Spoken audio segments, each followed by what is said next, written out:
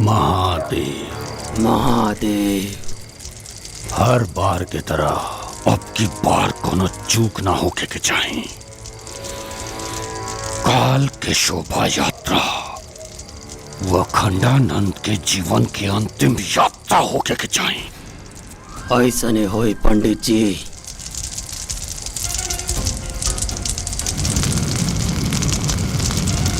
महादेव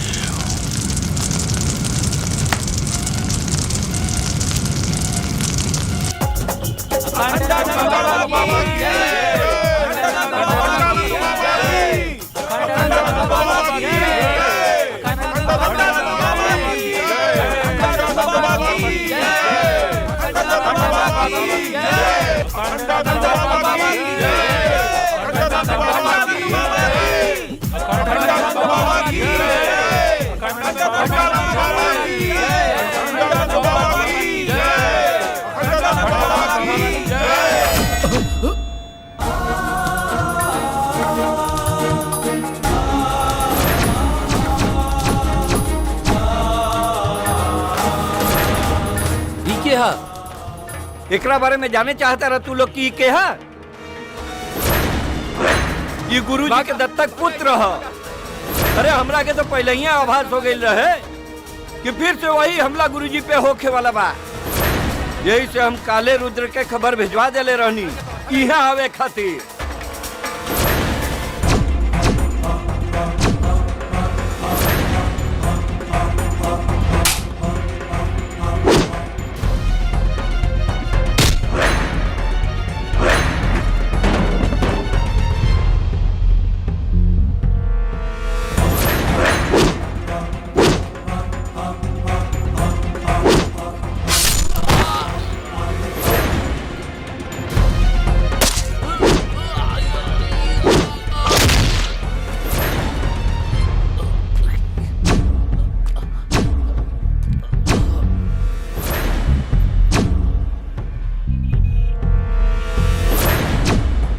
मन गंगा तन तृप्त तेजस, रहा अवघड़ सा अविनाशी, महाकाल सा नेत्र तीसरा, हूँ काशी वाला सन्यासी।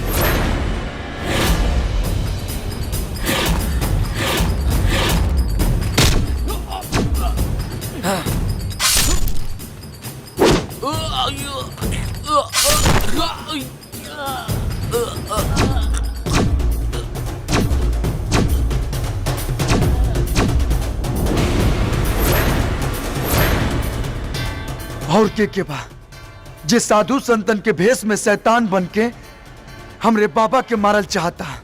अगर हिम्मत बा तो सामने आके वार करा सन।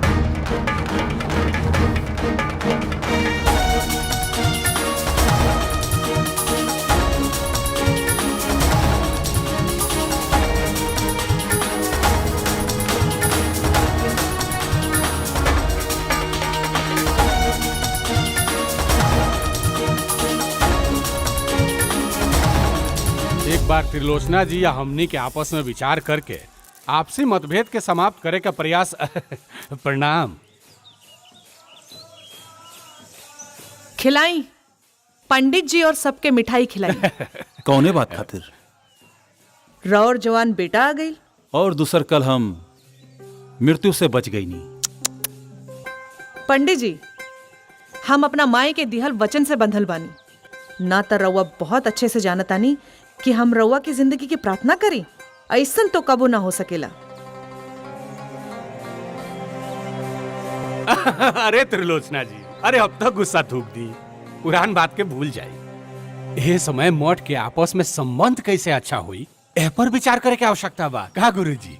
विद्याधर जी, हमरा जीता जीता ये कबू ना हो सकेला। काहे कि आज भी हमार आंख के सामने हमार माई के व्यवस्था, हमार और हमार भाई के वो असाए बचपन आसमान के बादल के तरह घूमेला। चली छोड़ी, मिठाई खाई। प्रणाम। बाप रे बड़ा गुस्सा में बाड़ी। चला चलल जाए। आ कौना बात के भाषण देत रही? छोड़ ना रुद्र, काल तो तू अजय देवगन के फेल कर देला।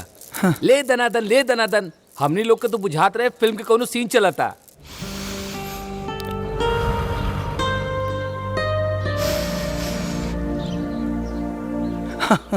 हाय देखो, असली फिल्म के सीन तो हेजा लुकता। ऐसा लागता कि रवीना टंडन अपना सहेलियन के साथ योगा करता रही। वाह, ये खेल तो हमनी के रोज देखे निसन छुप छुपा के। छुप छुपा के ई काहे? वो कहे कि गुरुजी देखिए ना तो सीधा काल कोठरी में। अच्छा, तू कहा तो राउंड ट्रॉली घुमा के सामने का नजारा हम दिखा दी। काहे कि हमार राधा भी वही बाड़ी ना। अच्छा तो सामने से दिखाओ ना। अभी दिखाओ तनी। हाँ,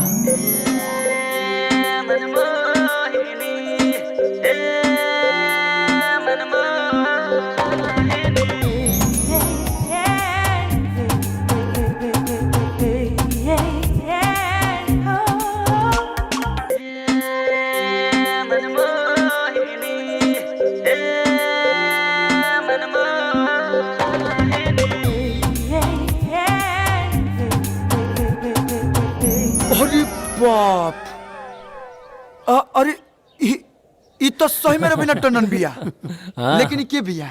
ये सामने वाले मठ के त्रिलोचना माता के बेटी गौरी है। एक से एक कारनामा करे ले भाई। एकरा के हमने कारनामा क्यों के नाम से कहे निसन। ऐसन क्या करे ले? अब तो आइए गल बड़ा ना, खुद ही देख लिया। गौरी, ले ले पकड़। अरे चला चला।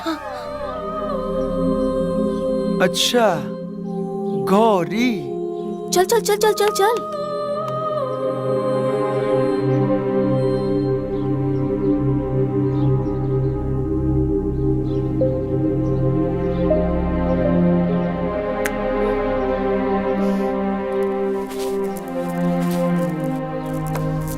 राधा, ई नया लड़का कौन है? तोहरा के नहीं के बता, इस सामने के मठ में नया मेहमान आयल बा। मेहमान? हाँ। अब देखा ई मेहमान के कैसे घायल करत हैं।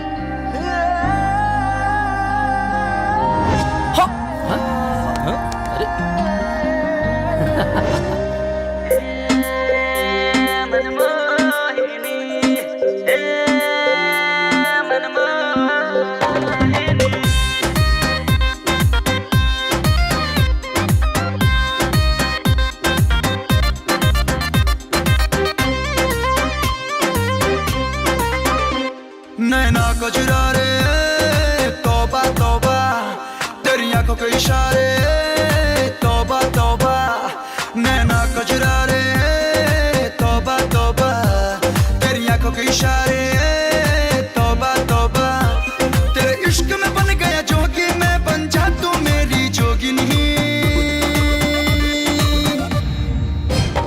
रे मन मोहिनी, रे मन मोहिनी, मन मोह लिया रे मन मोहिनी।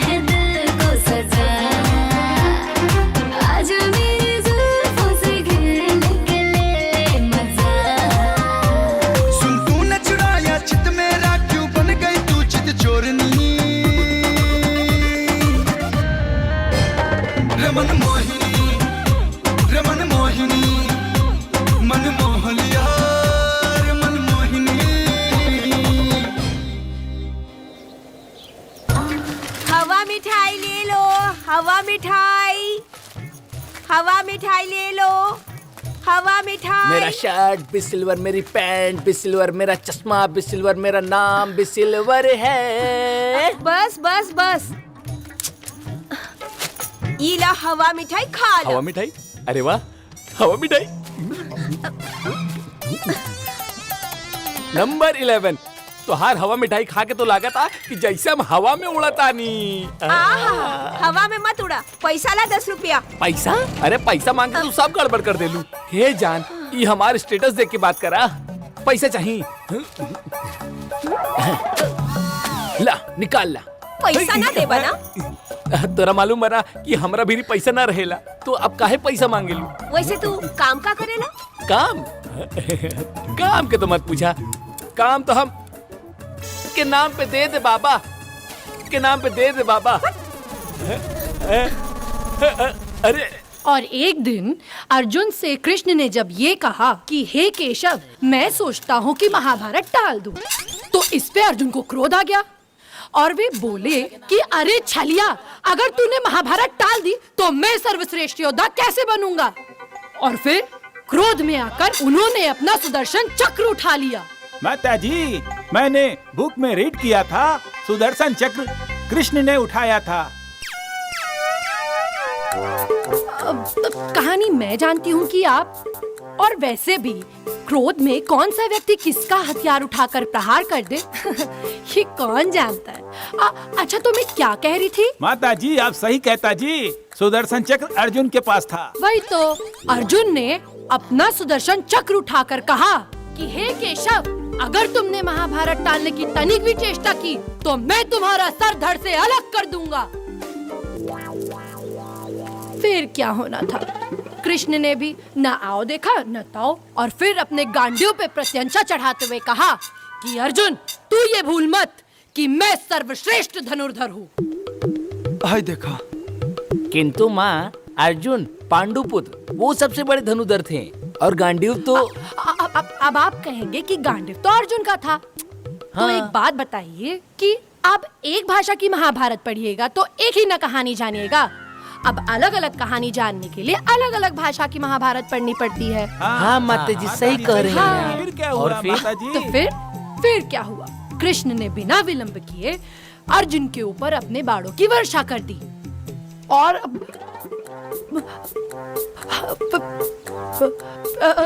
फिर ये बाणों की वर्षा पूरे 2 दिन तक चलती रही, और अर्जुन अपने सर पे सुदर्शन चक्र लिए कृष्ण के इन बाणों की वर्षा से बचते रहे। अब जब तक बाणों की वर्षा चालू है, हम थोड़ा विश्राम करते हैं। आप लोग जाके प्रयाग घूमिए। प्रणाम।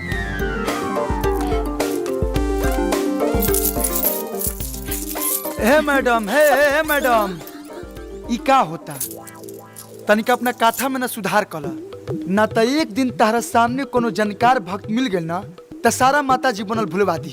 बेफिक्र रहा, जे जानकार भक्त होई वो हमरा लगे काहे आई कहानी सुने। हाँ। और अगर आ भी जाए तो ओकरा के समझावल हमार काम बा, तो हार ना। चला गौरी, देर हो रहल बा, माता इंतजार करत हुई।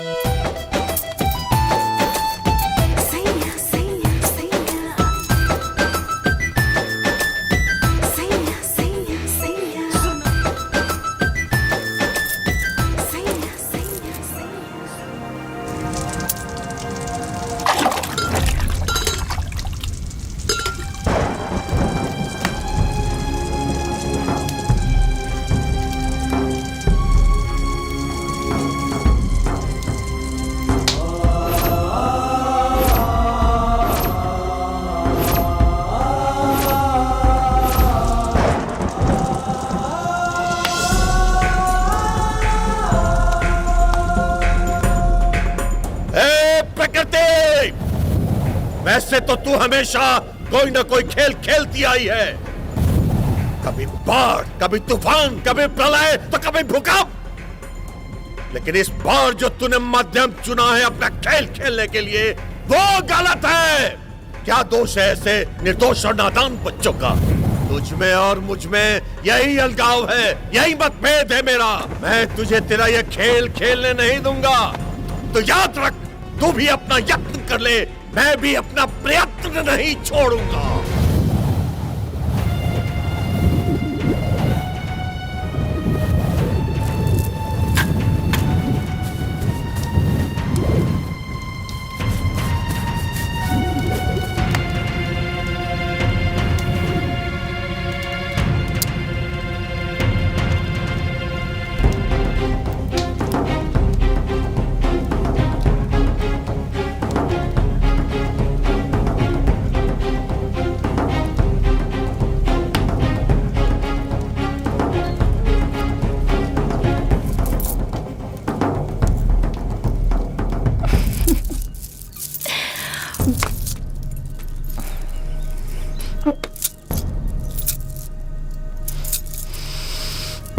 हे, रास्ता छोड़ा, ना तो माता जी से बोल देव ना तो तोहार अकल ठिकाने आ जाए।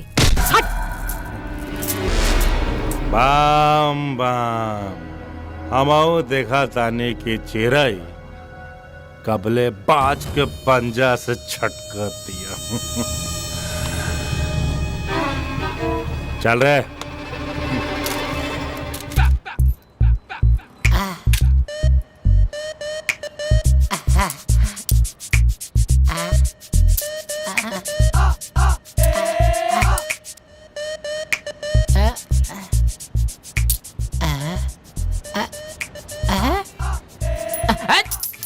पगला कहीं का, हमको भिखारी समझा है का जी? हाँ? अरे 4 गो मिल के आदमी 20 रुपए लेके आए हो? हाँ? अरे हम बॉस हैं कि भिखारी? Number 11 boss. अब ही तो बॉस बड़ा, पर ऐसा चलल ना तो हनुमान हो जाइए आप, समझला? मतलब न रही ई शर्ट न रही पैंट, सीधा बीच में। ए बॉस मत मारी। रुका तनी, हम आइडिया भुला गए बनी, आइडिया लावा दा। कथा सुनाना आता है आपको? कथा? अरे हम पंडित जी है काजी, कथा सुनाएंगे? कथा सुनाना तो आना ही चाहिए, नहीं तो दुकान बंद समझिए हम लोगों का। उका है कि हमने के जब भीख मांगे जाता नहीं जाऊ घाट पे तो पता न कहाँ से को लेके आ जा ले। अच्छा। सब पैसा हिन्ने उन्हें कथा बता के सब पैसा उहे ले। 1 सेकेंड, हाँ। उसका नाम बताओ तो। गौरी नाम है उसका। अच्छा, अभी उठवाते हैं उसको। हाँ उठा लीजिए। गोड़ हाथ तुरवा ना दिया, भिखारी बना ना दिया तो नाम बदल देना। नंबर 11 गुरु। राम सीता के वनवास काल का आखिरी चरण चल रहा था। सीता हरण और रावण वध बस बचा था, बाकी लगभग रामायण समाप्त हो चुकी थी। एक दिन सीता माता और राम जी अपनी पंचवटी मेव के बाहर आपस में कुछ हंसी ठिठोली कर रहे थे। हे भगवान, हम जहाँ जाता नहीं वहाँ ही पहुँच जाली। तभी वहाँ पर रावण द्वारा भेजा गया हिरण सीता माता को ललचाते हुए निकला और बस सीता माता के मुंह में पानी आ गया उस हिरण को देख कर। सीता माता को हिरण खाए चले जो उनका मुंह में पानी आ गया? नहीं, सीता माता के मुंह में पानी उसके मांस को देख के नहीं आया था, बल्कि उसकी चमचमाती हुई चमड़ी देख के आया था। रामायण में भुलाती। हाँ, उहे हिरण रहेगा सलमान भाई वाला? हाँ बिल्कुल सही, वही तो था। बेचारा जब देखो बार बार मारा जा रहा है, कोई ना कोई पाप ही किए होंगे। वो जब भी जन्म लेता है कोई ना कोई व्यक्ति आकर के उसका वध कर देता है और उसका जलपान कर लेता है। हाँ तो मैं कहाँ थी? हिरण के देख के सीता जी के लालच आ गई। हाँ तो फिर सीता माता लक्ष्मण से कहती हैं, हे देवर दिखाओ अपने तेवर, और कहा कि जाओ इस हिरण का खाल लेकर आओ ताकि मैं और तुम्हारे भैया कभी कभार इस पे आसन लगाकर पूजा पाठ कर लिया करेंगे। फिर क्या, लक्ष्मण जी निकल पड़े हिरण वध के लिए। लेकिन माता जी हिरण के तो राम जी मरले रहले। नहीं, अब अरे राम जी ने तो रावण का वध किया था। अब आप ही बताइए ना कि राम जी का जन्म रावण मारने के लिए होगा या हिरण और भालू मारने के लिए? सही कही छथी। हाँ सही बात, सही बात। एकदम सही कहा था नहीं मैडम जी। हमरे बाबूजी कहत रहले जब वो मछली मरिया बड़ा मछली मरिया, पुठिया ना तो हर जन्म भइल बा बड़ा मछली मारे खातिर। हाँ तब क्या हम गलत क्यों कहेंगे बताइए भला। राम जी का जन्म रावण को मारने के लिए हुआ था और लक्ष्मण ने हिरण को मारा था। सही कहा ना मैंने? हाँ सही कहा ली। तो फिर लक्ष्मण ने जैसे ही हिरण का वध किया, वो गुस्से में आकर रावण मुझे बचाओ चिल्लाने की जगह राम मुझे बचाओ चिल्लाने लगा। और फिर क्या, ज्यों ही राम जी मदद के लिए निकले, त्यों ही रावण आया और सीता को भगा के ले गया। फिर का भाई माते? फिर क्या, अरे अभी तो लेके भागे हैं, लंका अभी बहुत दूर है, उन्हें पहुंचने में 3-4 दिन तो लगेगा। आगे की कथा हम बाद में सुनाएंगे, तब तक के लिए बोलिए लक्ष्मण जी की जय। अभी भाभी भैया की जय। आगे रामायण में हनुमान जी भी आएंगे तो उनकी भी जय। पूरे रामायण की जय। चलिए नमस्कार। हे माता, जल्दी से जा ताकि हमनियों के धंधा पानी चली, 3-4 रुपया मिल जाई।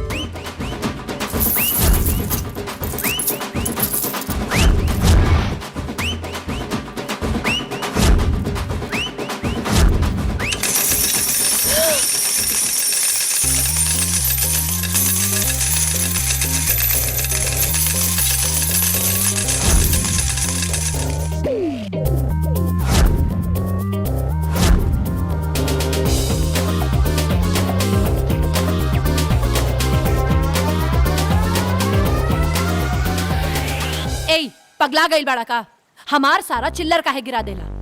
मतलब एकदम किरिए खाल ले बड़ू कि केहू के दिमाग में सही से रामायण महाभारत ना रह देबू। दोसर की चिंता छोड़ा और आपन सोचा। ढेर हमरा पीछे पड़बा ना तो हमनी दोनों के मठ के बीच में जौन महाभारत चल रहल बा, वो एक दिन तोहरा के ही कुरुक्षेत्र में खड़ा कर दी और मजबूरन हमरा के तोहार वध करे के पड़ जाए। अगर तू साथ देबू ना तो चुटकी बजा के महाभारत जीत ले। काहे से कि हम दुश्मनी के पेड़ के जड़ से खत्म करे पे विश्वास रखिला, ना कि ओकरा के पानी से सींच के ओकरा के लंबा जीवन देहल पसंद करिला। बुझ लो। अच्छा, इतना हिम्मत बात तोहरा में? तो आवा आज हमार मठ के छत पे। काहे चिलम पिएबू का मतलब? हम तोहरा के पहले कस लगावत देख के ना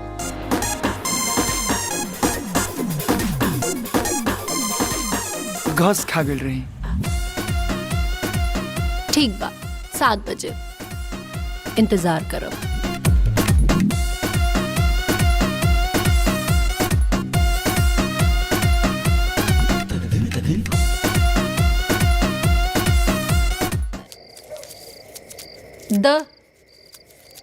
माचिस द चिल्लम जलावे खातिर। अरे माचिस तो हम ओहिजे भूल गई नी। हैं? जाके लेके आवा जल्दी। हाँ। अरे काकी तो नीचे ही बैठल हुई, माचिस कैसे लाई? हे भगवान, अब का हुई? अरे गौरी रुका, हम कुछ उपाय करत आनी। ई का करी? पता ना, कहीं गई होगी। लावा मसाला तो लावा, तब तक भर के रखी। जाना तारू, जब तक दू फूक ना मार ली तब तक नींद ना आवे। हमनी की आदत बिगाड़ देले बाड़ू।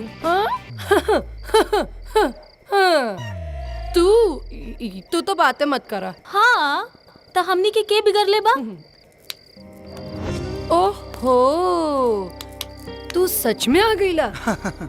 तो तू का समझ लू? अरे इतना भी वादा के कच्चा नहीं खी। चला, अब आइए गईल बड़ा तो लावा माचिस दो। माचिस का हुई? ई चिलम कैसे जली? हाँ, माचिस तो ई नीचे भूल गई बाड़ी।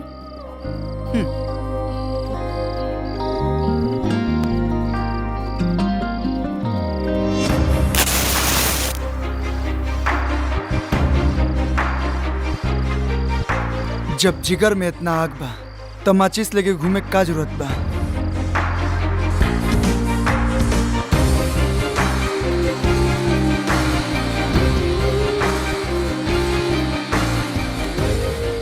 अब जब चिल्लम जलाइए देले बाड़ा तो पहला कश भी तू ही फूकला।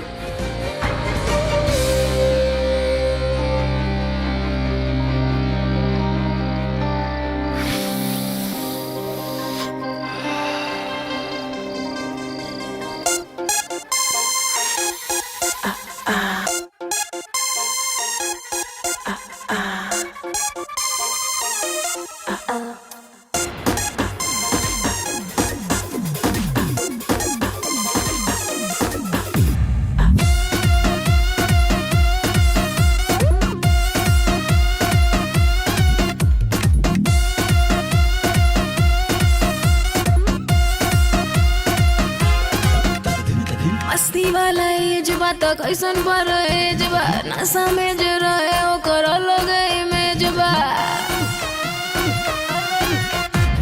मस्ती वाला एज बात कैसन पर एजबा नशा में जे रहे ओकर अलग इमेजबा छोड़ दो तू आज लाज शरम शरम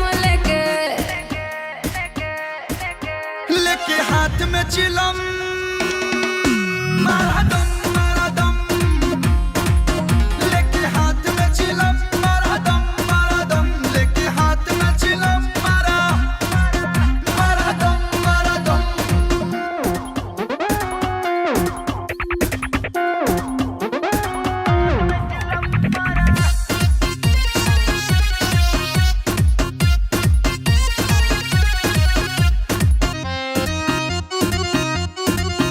जबले झूमे ना शरीर बुझा ना सना हुआ हमारा कस के तू कस कर दे धुआं धुआं जबले झूमे ना शरीर बुझा ना सना हुआ हमारा कस के तू कस कर दे धुआं धुआं नाच कबाही के भाई नाचते आस्ते बिके झूमना चायावा हो जा मस्त मस्त रखो तखो तू आज सारा धर्म करम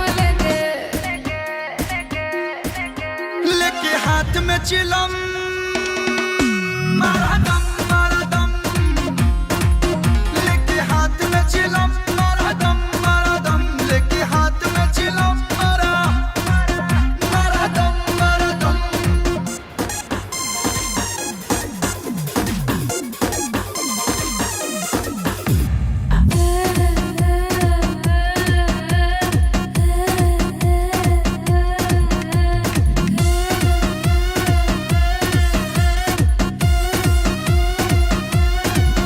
दुई फूंक में तो मूड बम बम करी हो सरे थना ना विस की आराम करी हो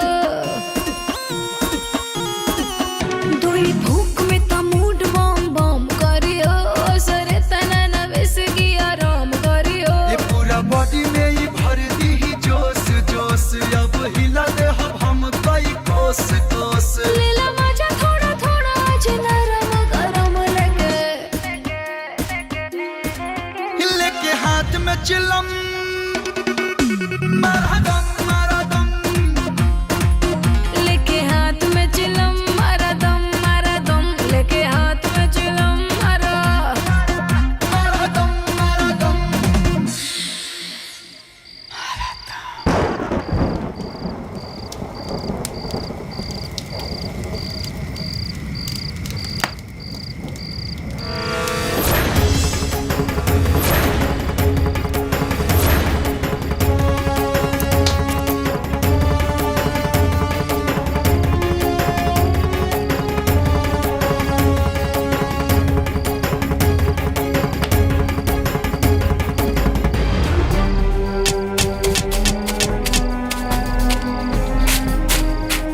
का भइल बाबा? अरे बाबा का भइल?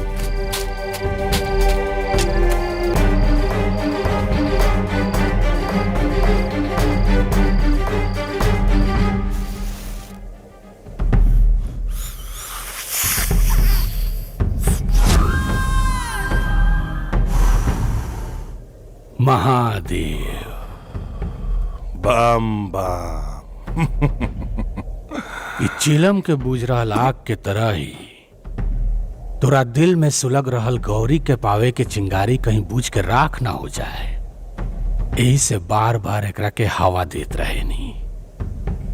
लेकिन कब तक? ओइसे हमार सलाह माना, आई धुआं के जिंदगी से बाहर निकला आऊ कर जौन अखंड मठ के सिंहासन के पावे खातिर हम कर रहल बानी। बम बम हमार चिंता छोड़ते हमरा जौन करे का बाऊ हम कर ले। तू सोच कि तोरा का करे के बा, काहे कि मठ के असली वारिस आ चुकल बा। हमारा तहार भलाई यही में बा कि हमरा से हाथ मिला ला, ताकत दुगना हो जाए। बिल्ली के पंजा और शेर के पंजा में जमीन और आसमान के अंतर बा। कहीं बिल्ली के पंजा शेर के पंजा के वजन उठा सकेला? महादेव महादेव की जय। चलिए आज की कथा यहीं समाप्त हुई। अब जिसको जिसको दक्षिणा चढ़ाना है वो चढ़ाए और बाकी अपने आराध्यों का ध्यान करें।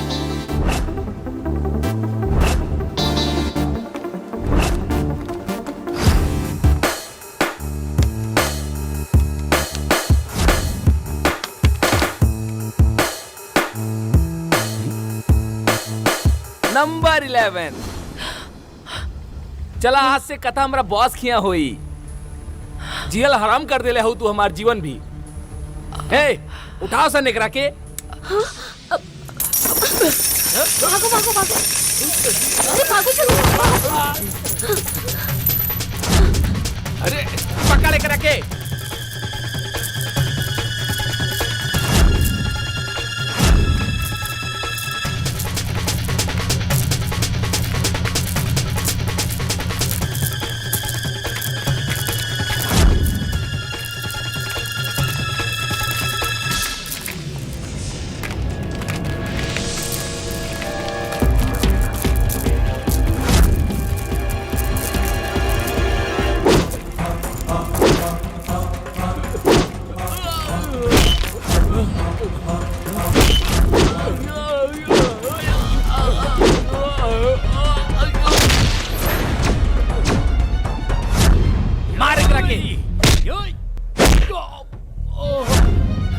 मार।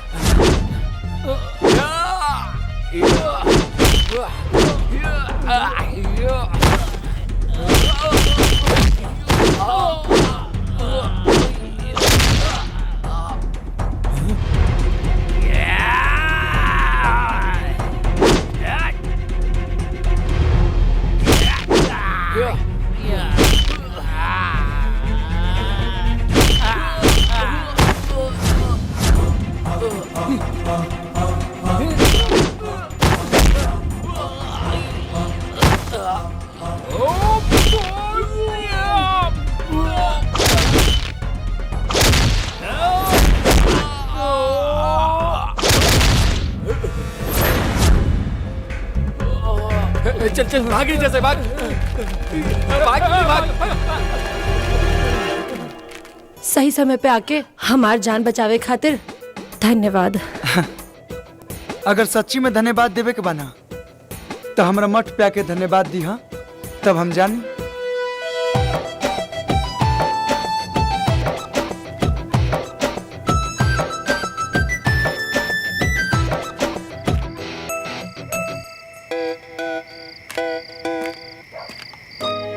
लो आ गई नहीं हम तोहर मठ में।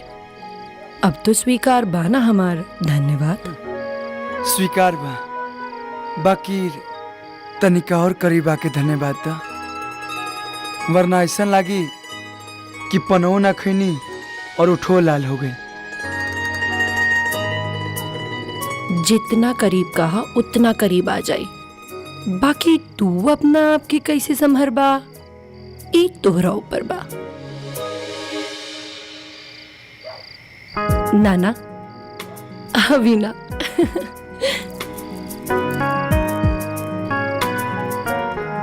हवन के सामग्री के जो लिस्ट दिले बनी वो भी तले आ जाए।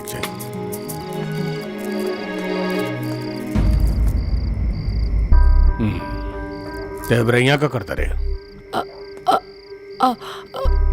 आ खत्म हो गई रहे। उहे लेवे आयल रहनी। आग मतलब हवन खातिर शुद्ध अग्नि चाहिए। ए गोपाल। हाँ भैया। हवन कुंड से आग दे दे, जल्दी ले आओ।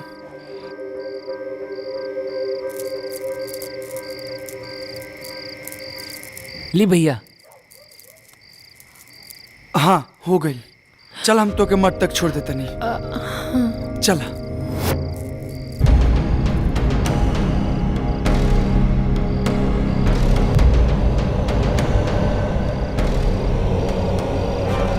प्रेम लीला तब काका भइल रहे। अरे बताओ ना। कौन राजकुमार का चर्चा होता है जो इतना हंसिया होता? कौनो राजकुमार के चर्चा चलत होखे, उसे तोहरा का मतलब? चलो चलो। तितली जब आसमान में उड़ लेना तो अपना आप के सतरंगी दुनिया का रानी ही समझ ले, लेकिन जब के ओकरा के पकड़ लेला ना तो ओकर सारा रंग उतर जाएला। ए, ई का बदतमीजी बा। बदतमीजी जवान दिन हम कर देब ना तब प्रयाग तो छोड़ दे, नरकों में जाए से तोरा घिन लगी।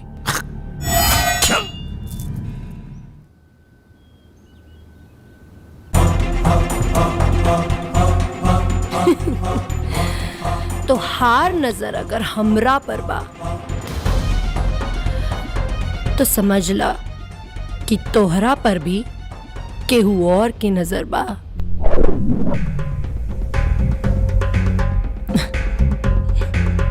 बम बम।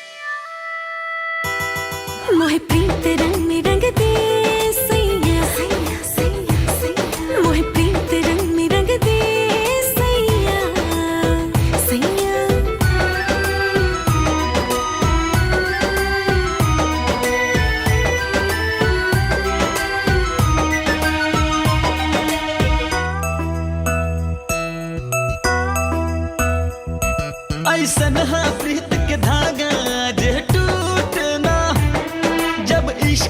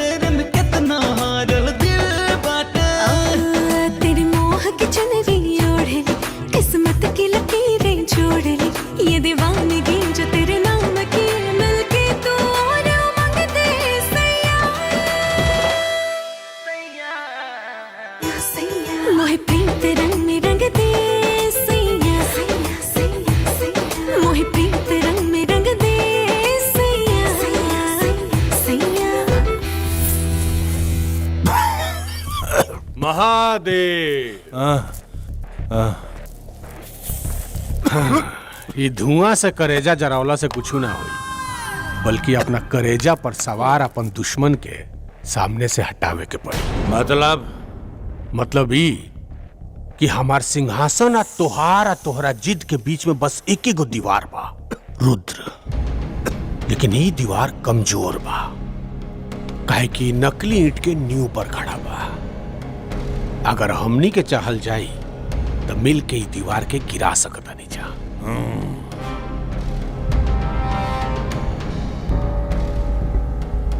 लेकिन अभी वो दीवार तारा आंगन में बा। जया वो लंबा होके हमरा आंगन के मिट्टी छुए के कोशिश करी, ओकरा के गिरा देब। बम बम। लेकिन तोहरा शायद ये पता नहीं है कि अब वो दीवार तोहरे आंगन के मिट्टी खोद रहल बा।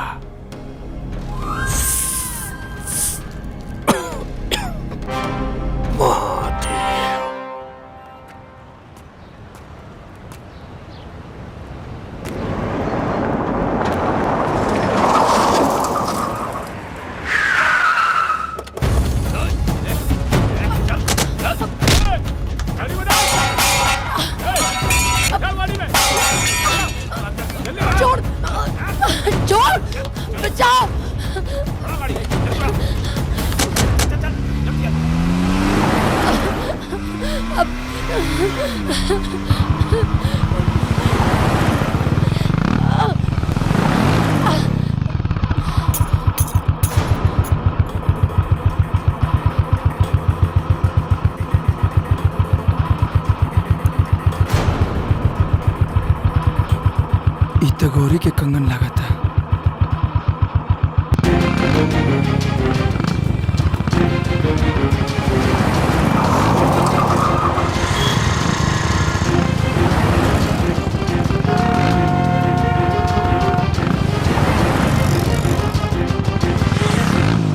अरे बोस, कब तक हमनी के भीख मांगब? हमार लोग के भी आशीर्वाद दे दा, शादी करके घर बसाई जा। नंबर 11 देखा गोल्डन बाबा इहो ब्याह करी। ए मालिक आगे लागे ये रहली नंबर 11 बॉस।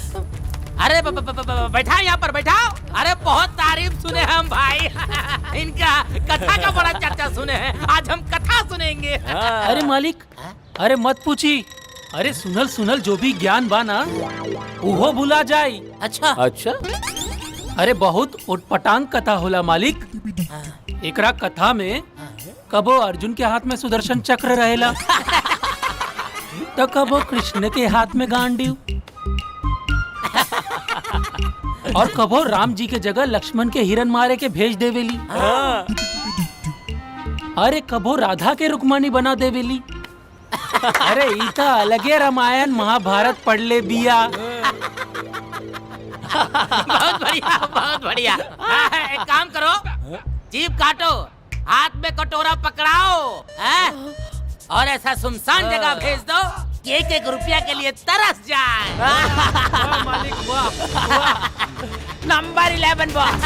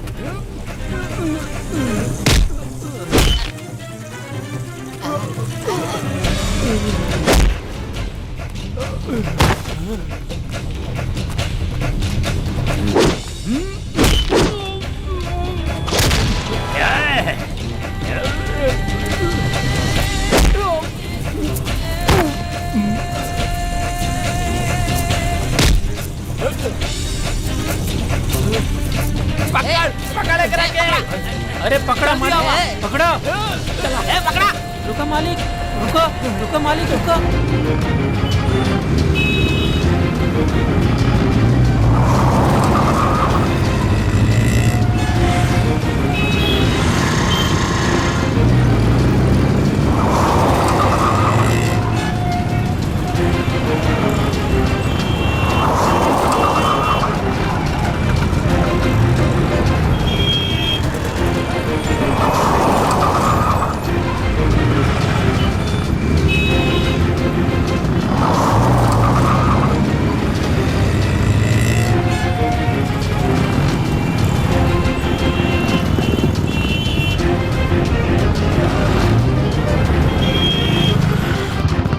अरे रुक जा, कहा था नहीं, भाग के ना जा बेटा कहीं पे, तोरा के छोड़ब ना।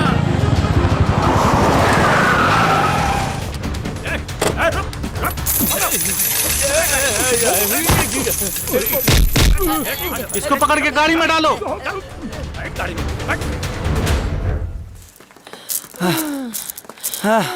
अब अरे मोरी माई हो, ए भिखारी साहब हमरा पीछे भूत की तरह पड़ गइल बा। हाँ ठीक के बा, जैसन तार करम बानू वैसे नु फल भुगतबू। अरे संजोग मनावा कि हम वजह से गुजरत रही और हमार नजर तोरा ऊपर पड़ गई। दत तोहार नजर हमरा पर ना पड़ल, उ हमार नजर तोहरा पर पड़ल और हम तोहरा के बतौनी कि हम ई गाड़ी में बनी, अब बिल्कुल सीता जी की तरह, जैसे उ राम जी के बतौले रही, अपन एक एक गहना फेंक के। अच्छा एकरा मतलब कि तू रामायण और महाभारत ठीक ठाक पढ़ले बाड़ू, मतलब लोग के झूठे पूर्वक बनावत रहलू। बिल्कुल सही पकड़ला। अच्छा ये सब छोड़ा। हाँ रुद्र हमरा के बहुत भूख लागल बा। भूख लगल बा? एहिजा तो कुछ ना मिली, लेकिन चिंता मत करा, हम कुछ जुगाड़ करतनी, तू एजे बैठा, आवतनी हम। जल्दी आई हो। ओके।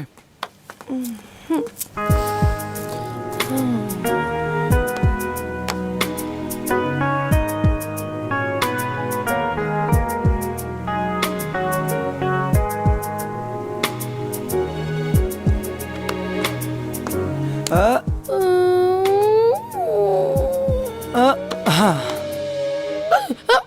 कुछ मिलल?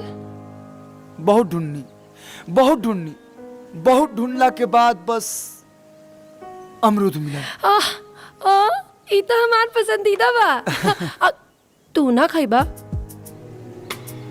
देबू तो काहे ना खाई। लेकिन ई तो एक गो बा, हम झूठ ना खाइले। अच्छा रुका, हम तोरा के मामा दाते काट के देता नहीं। मामा दाते? मामा दाते। हाँ, मामा दाते तो हमार एगो बचपन के दोस्त जानवी बोलत रहे। जानवी? हाँ जानवी, और वो कहत रहे कि किताब में लिखल बा ना, ई धरती नारंगी नियन गोल बा, लेकिन हमरा लागेला कि धरती अमरूदी नियन बा। अच्छा हाँ। और का?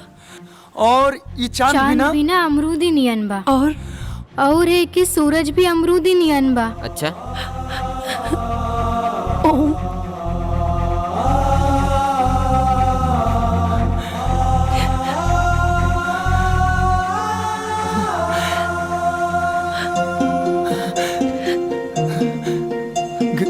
जानवी, जानवी,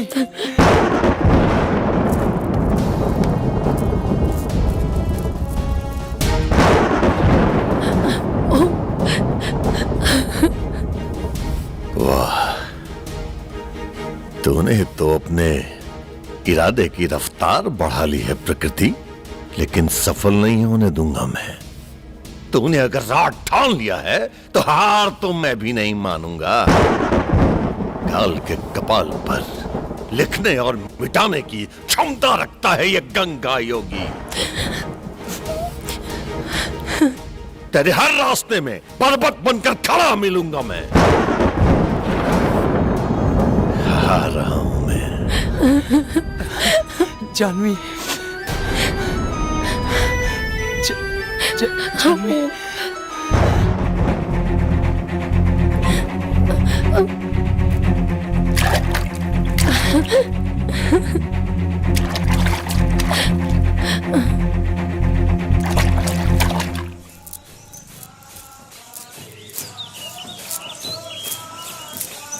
प्रणाम माता जी।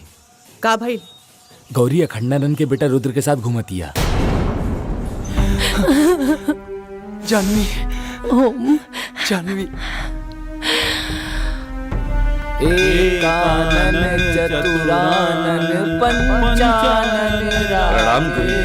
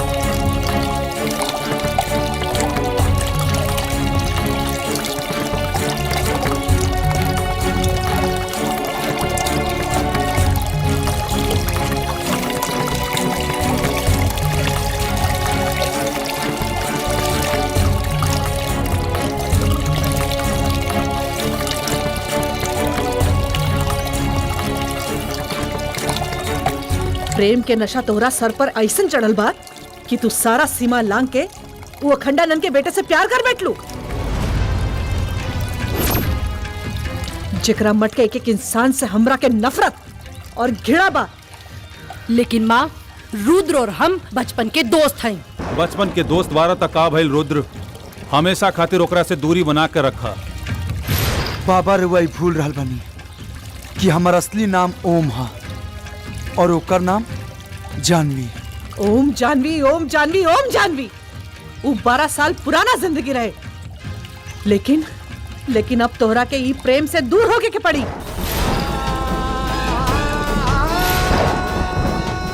जौन वर्तमान बा उहे सत्य बा, और सत्य ई बा कि ओकरा से दूरी बना के रखे में ही सबके भलाई बा। गुरुजी समझ में ना आवता, ये हो सकेला कि दोनों के मिलान हो सके और ये दोनों मट के बीच में जौन खाई बा वो भर जाए। शंभुनाथ जी, हमरा से वो बरसन पुरान मंजर फिर से न देखल जाई, काहे कि सामाजिक दबाव के कारण हमरा से जो चूक भइल बा ओकर टीस आज भी हमरे मन में बा।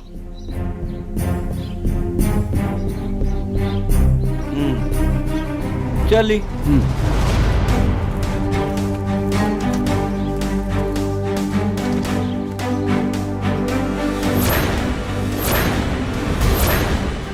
वाह पंडित जी वाह,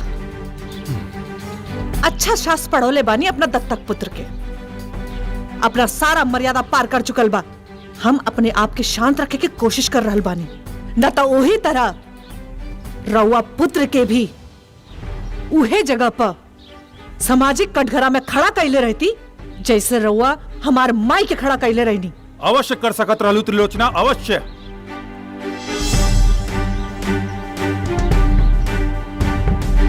लेकिन शायद तू ई सोच के ना कैले होकबू कि तोहार दत्तक पुत्री हमरा पुत्र के संगे वही पंचायत में समस्त मर्यादा छोड़ के खड़ा रहल।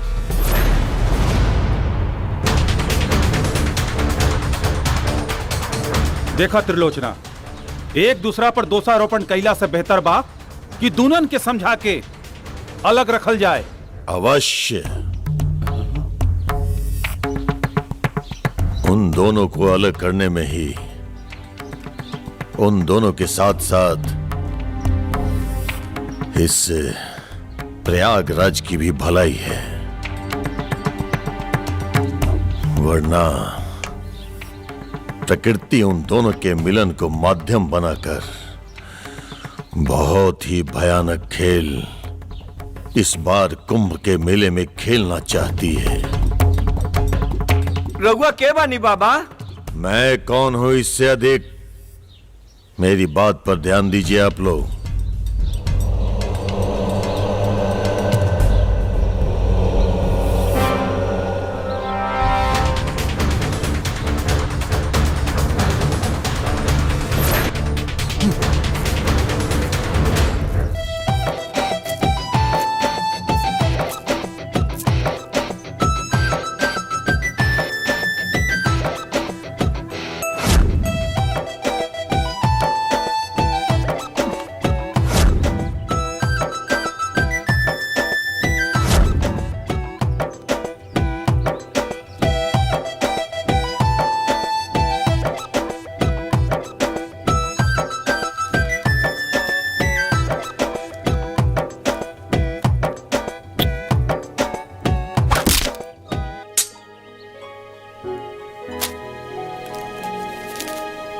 शुद्धिकरण तो हो गया हमनी के,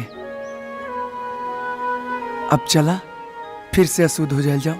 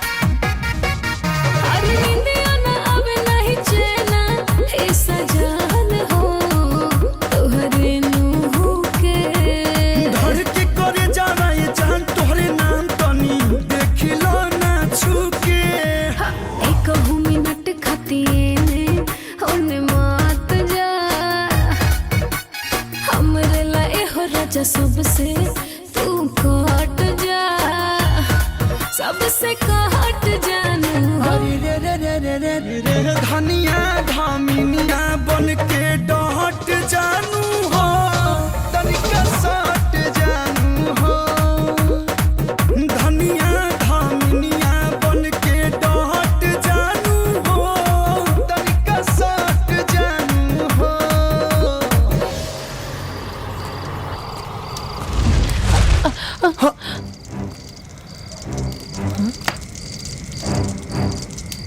ईश्वर को महाभारत का खेल खेलना था तो उसने माध्यम द्रौपदी को बनाया था।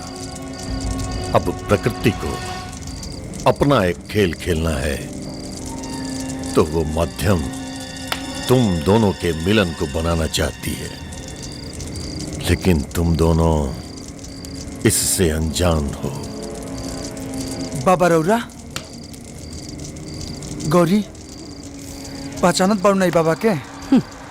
कैसे ना पहचाना, इनकी वजह से तो हमनी दोनों अलग भईनी। इनके तो सब हाथ रहे। ठीक पहचान लो, हमने के माता पिता के मौत के कारण के साथे साथे उस सारा लोग के मौत के जिम्मेदार यह बानी जे वो दुर्घटना के शिकार भइल रहे।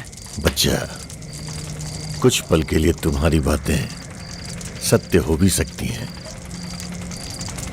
लेकिन तुम दोनों इस सत्य से कैसे छुटकारा पाओगे कि उस दुर्घटना में सिर्फ और सिर्फ तुम दोनों ही जीवित बचे। हमनी के ढकोसला में दोनों लोग नहीं जा पड़े वाला। हम तो बस ये जानता नहीं कि हमनी के माता पिता के मौत के जिम्मेदार रोवे बानी, और अब हमनी दोनों के भी अलग कर चाहता नहीं। हमनी के कोनो बात रो ना मनब जा रोवा जा सकता नहीं। एक न एक दिन तुम दोनों मेरी बात अवश्य मानोगे।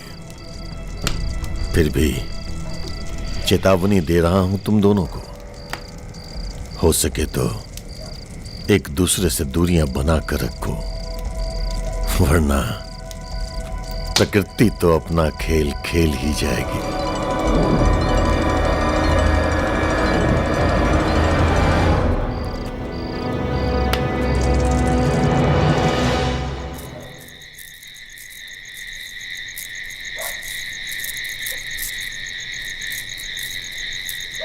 गौरी,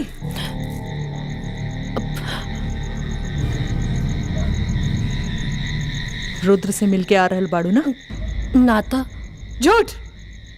तोहार आंख बता रहल बा कि तू झूठ बोला ताड़ू। तोहरा के मना कैले रही ना कि वो रुद्र और वो मठ से दूर रही है, पर फिर भी तू मिलके आ रहल बाड़ू। लेकिन माँ, ऐसा का बा कि ई दोनों मठ में इतना नफरत बा? कारण, तू कारण जाने के चाहताड़ू ना? तो सुना, बात तब के रहे जब यहाँ कोनो महिला मठ ना रहे। हम, हमार माई और इंद्र तीनों अखंडानंद के मठ में रहत रहनी। हमार माई के अखंडानंद से लगाव हो गई। रउआ के ई महिला से का संबंध बा? आज आपके ई बात स्पष्ट कर ही पड़ी। मठ में ई महिला के और आपके बारे में लोगन के बीच में अलग अलग चर्चा चल रहा बा। हम ए विषय में कुछ बोलल नहीं की चाहत। लेकिन काहे? देखी लोग, जब गुरुजी के आई महिला के बीच में ऐसा कोनो बातें नहीं खे, तो फिर गुरुजी कौना बात के स्पष्टीकरण देस? ऐसे में ई महिला के अपमान हुई, ई कहने का समझत लोग। अरे ई महिला के मठ से बाहर कर दी विद्याधर जी। बाकी ऐसा तो नहीं खे महाराज कि पुरुष मठ में स्त्री के रहल निषेध बा। अरे ऐसे में कहू के निकाले के का जरूरत? शंभुनाथ जी, बाकी स्त्री में और ई महिला में काफी फर्क बा। ये अधिकार जोन बा ओई में महिला समाज के अध्यक्ष बाड़ी। हाँ, पंडित जी अगर कोनो संबंध कहिए तो समाज कुछ सोची। देखिए, इस सब पे तर्क कैला से कोनो फायदा नहीं होके वाला।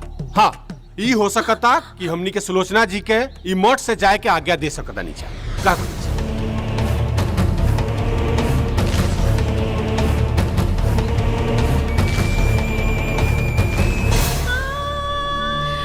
और ए तरह अखंडानंद की चुप्पी से हमार माई के भावना जल के राख हो गई। माता जी तो मर गई, पर आखिरी क्षण तक अखंडानंद के भूल न पैली। लेकिन हम वही समय ये फैसला कर ले दी कि हम एक अलग मठ के निर्माण करब और अखंडानंद के बराबरी में खड़ा होके दिखाई।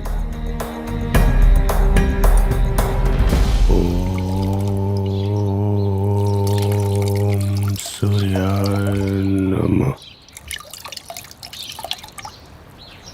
ओम जय सूर्यदेव।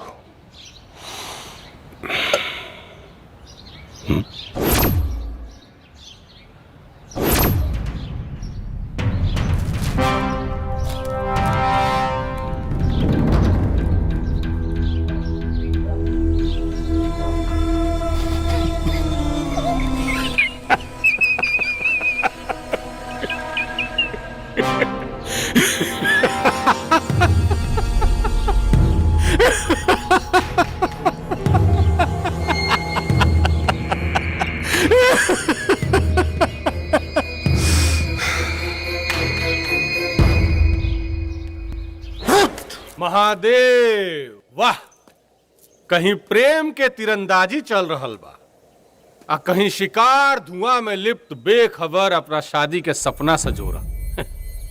लेकिन इ मूर्ख के पते नहीं खे कि ई उठ रहल धुआं ओकरा मंडप के ना, ओकरा चिता के बा। बम बम बम बम। का भइल विद्याधर? अरे बतावा तो सही। ज्यादा परेशान बाड़ा तो चिलम से कस मार ला। चिलम के आग में गजब के जादू होखेला। धुआं बन के अंदर तो जाला जरूर, लेकिन अपना सारा दुख के आग के लपट में जला के खाक करते वेला। जब केहू के करेजा में नफरत पत्थर बन के बैठ जाला नु, त कौनो आग के लपट ओकरा के जला के खाक ना कर सकेला।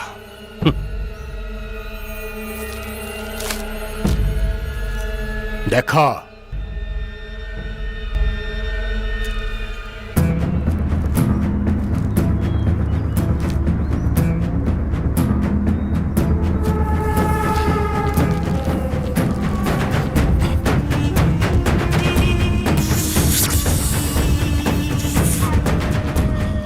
बम बम।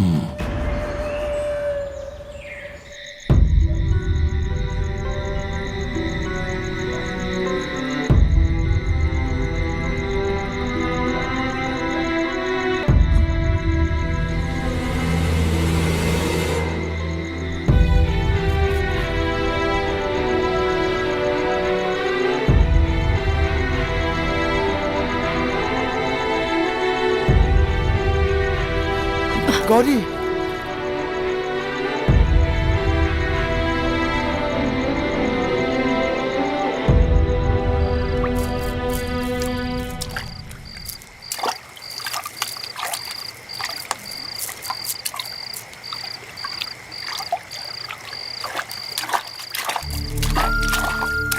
का हो गई गौरी?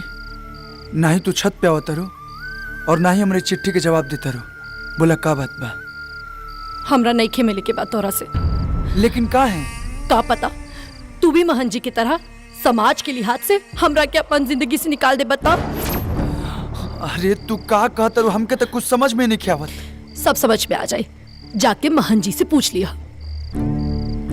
हम तो बाबा से पूछबे करब और समझबे करब, लेकिन फिर भी तोरा विश्वास नहीं किया होत।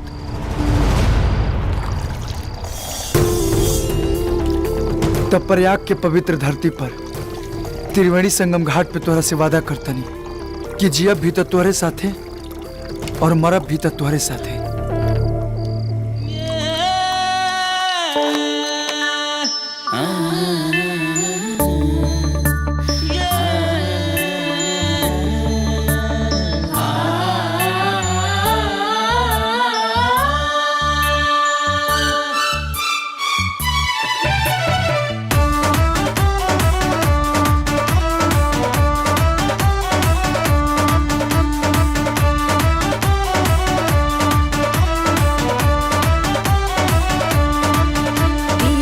आसरा के दिया न बुझाई हा धके बहिया न बहिया छोड़ई हा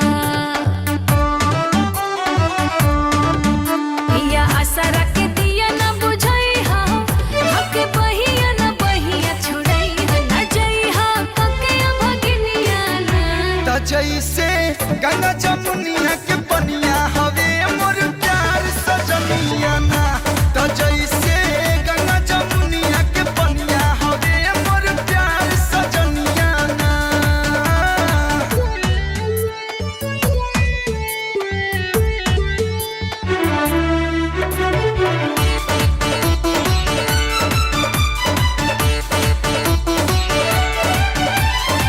देहिया ये बेजान हो जाई साथ जे तू से छूटी हो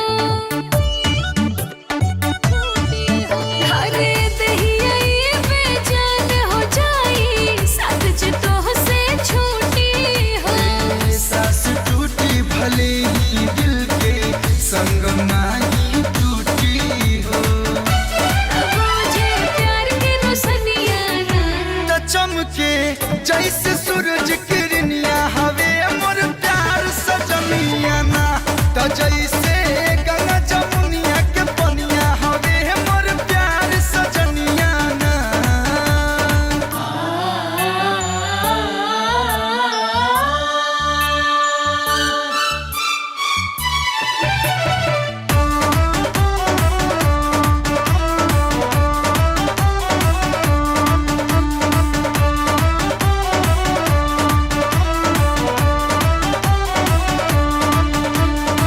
तोह के पाके अंग अंग देखा कितना गोयल निखार हो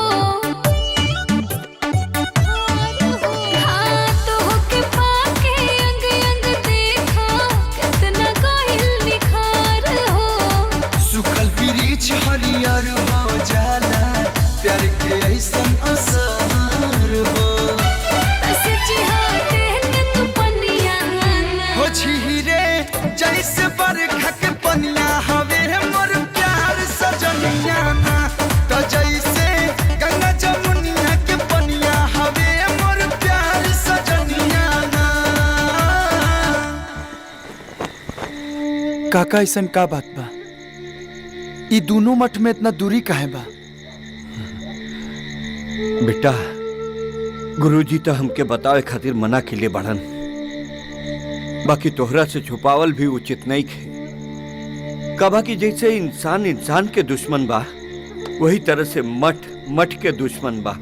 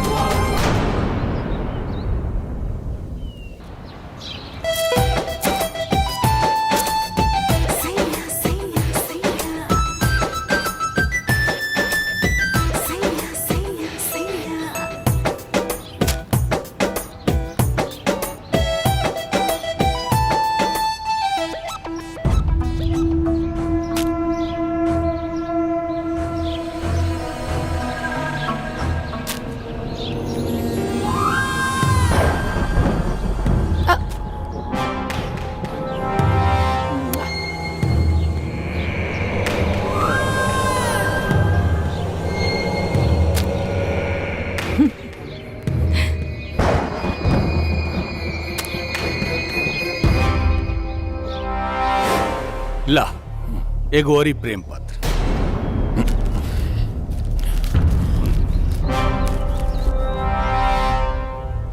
अब एकरा टकटकी लगा के मत देखो, तेरे पास खाली आधे घंटे के टाइम बा।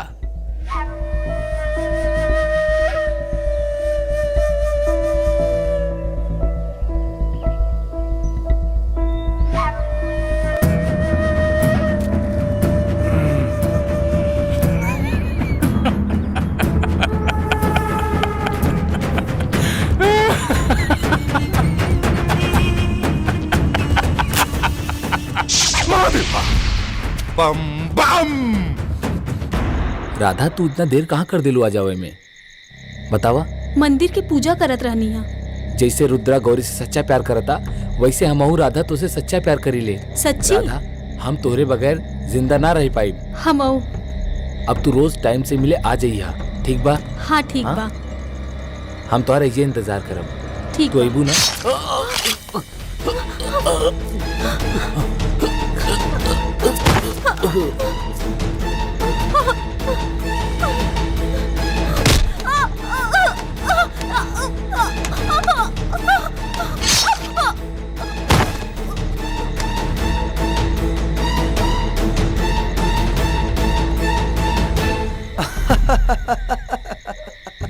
अरे चुप रहो। अरे गोपालवा कहाँ बा? नहीं खेल औकात हो यहाँ कहाँ? अपने राधा के पास। अरे हाँ भैया। हट बोल बे फालतू। हाँ यार, तो मिल गए तो हमनी के बारे में भुला गइला। ये सब बाबा सुन लेना। जब रुद्र यहाँ बा जब चुप तो ऊमा केकरा के मार दिले हुए।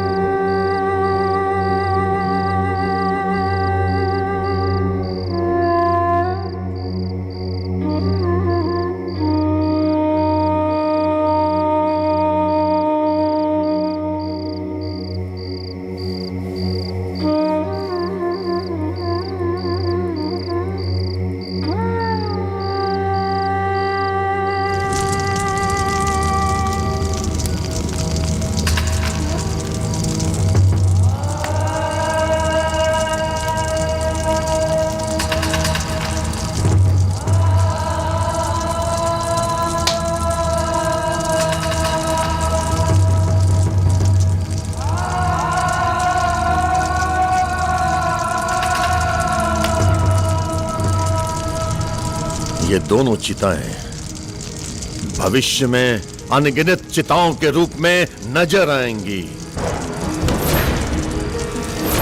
और ये सब इन दोनों के कारण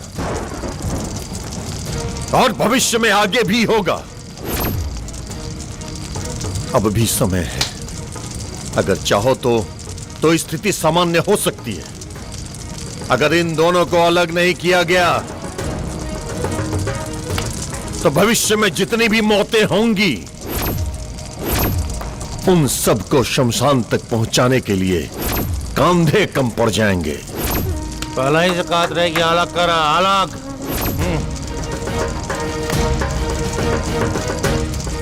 जमीनें कम पड़ जाएंगी उन चिताओं को रखने के लिए, लकड़ियां कम पड़ जाएंगी उन चिताओं के दाह संस्कार के लिए। ये त्रिवेणी रक्त से सन जाएगी। रोक लो, अभी भी समय है, रोक लो इसे।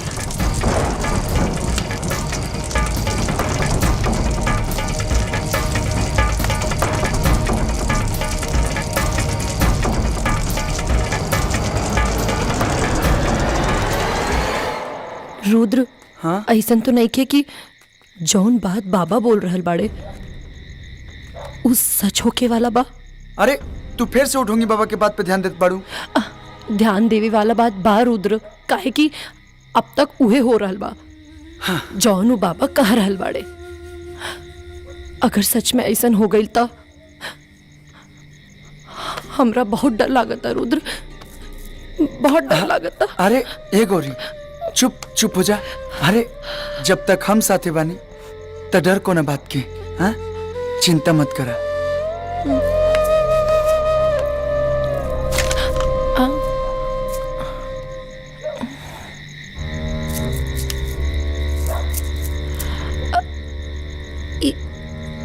इता इंद्र की चिलम्बा का एकर मतलब इस सारा कांड इंद्र कैले बा।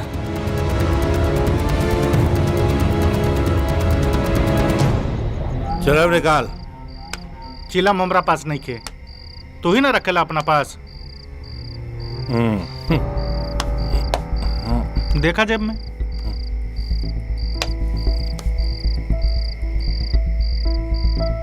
बम बम हमरा लगे तो नहीं कह रे। हमरो लगे नहीं खे। देखा कहाँ बा?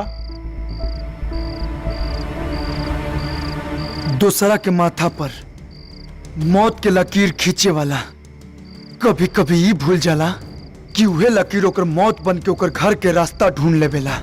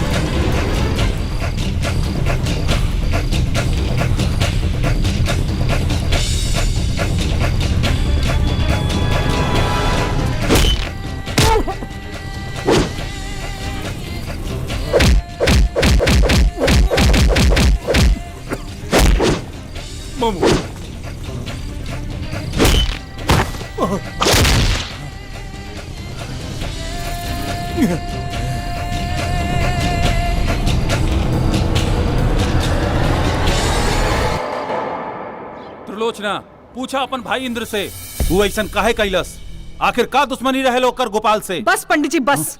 रवा तो इंद्र पर ऐसा दोषारोपण कर रहल बानी जैसे रवे के मट के बच्चा मरल बा। ई मत भूली कि हमरे मट के भी एगो बच्ची मरल बिया। इंद्र ही गोपाल और राधा के मरले बा। एक चिला मोजा मिलल रहे। चिला मोजा मिलल रहे एकर मतलब ई ना भेल कि हम ही दोनों के मरले बानी। देख झूठ मत बोल। रुद्र शांति रखो, शांति रखो, पीछे हटो। तू चिंता जन कर रुद्र, हमनी के घटना के तह तक जल जाए। जी गुरुजी, लेकिन जे भी दोषी पकड़ाई ओकरा के पूरा समाज के सामने ले आके उचित दंड रहल जाए। यही मठ के फैसला हुई।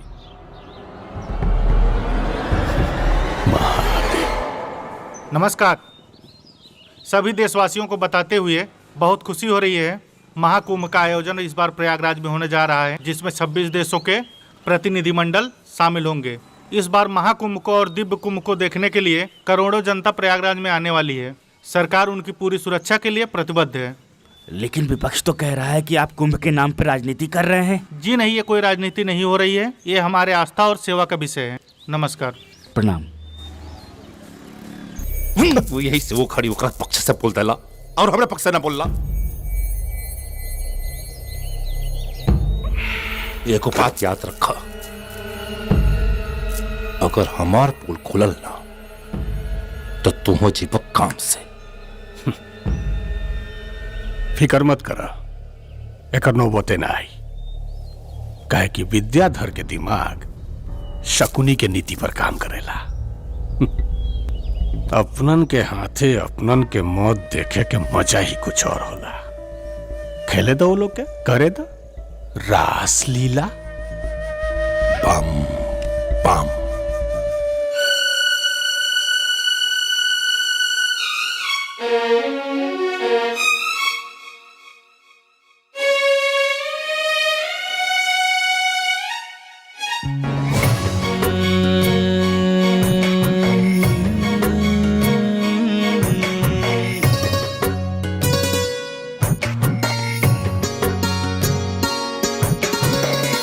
प्रेम मिलन की बेला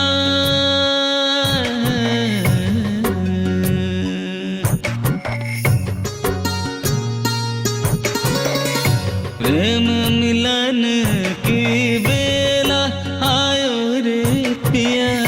प्रेम मिलन की बेला आयो रे पिया। अंग में भंग चढ़ा अंग में भंग चढ़ायो रे पिया। प्रेम मिलन की बेला आयो रे पिया। प्रेम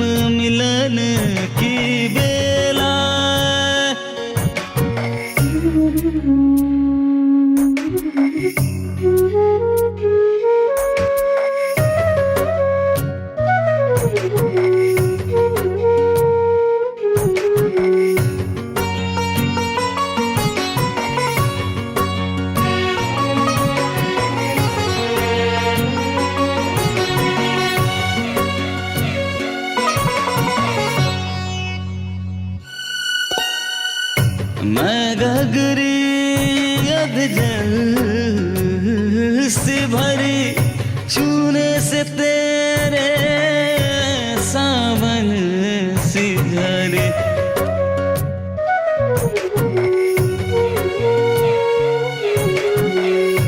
मैं गगरी अध जल से भरी छूने से तेरे सावन सी झरी सुध बुध सब बिसरायो रे सुध बुध सब बिसरायो रे पिया प्रेम मिलन की बेला आयो रे पिया प्रेम मिलन की बेला पिया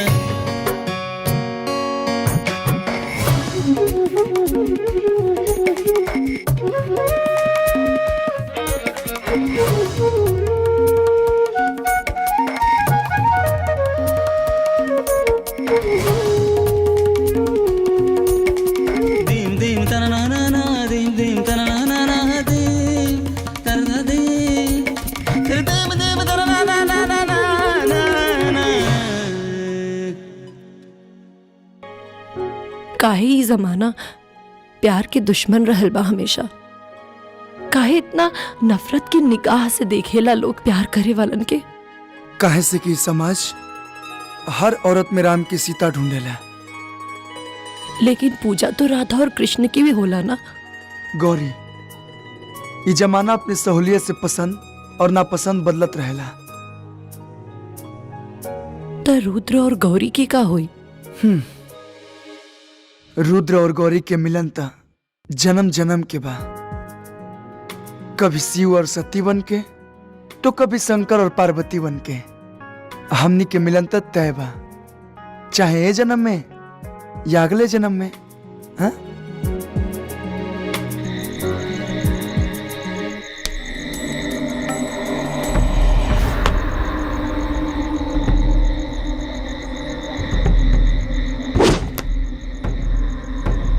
लागत मठ में कोनो गैर आदमी के पांव पड़ल बा।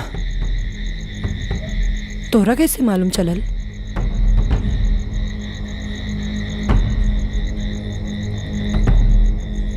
चोर चाहे कितना भी चतुर हो जाए अपन चाल ना बदलेला। तू एज रुका, हम देखा तनी।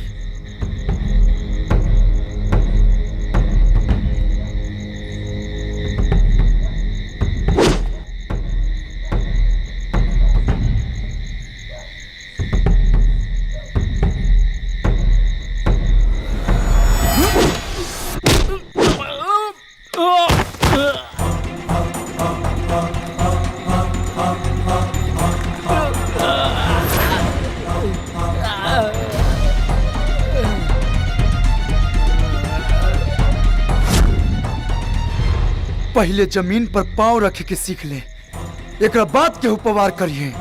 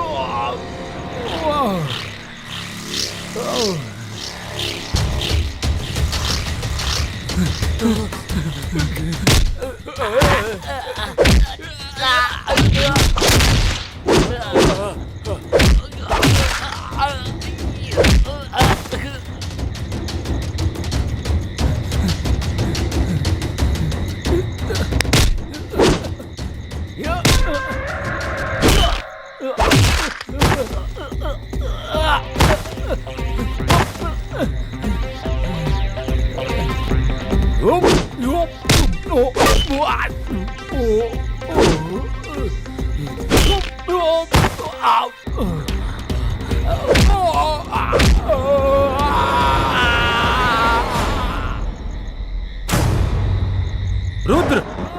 छोड़ दा एकरा के।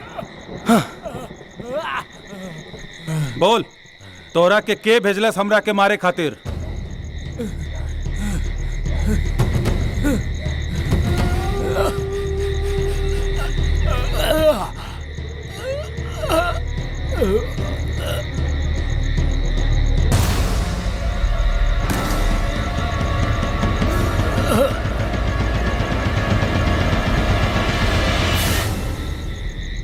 रुद्र तू?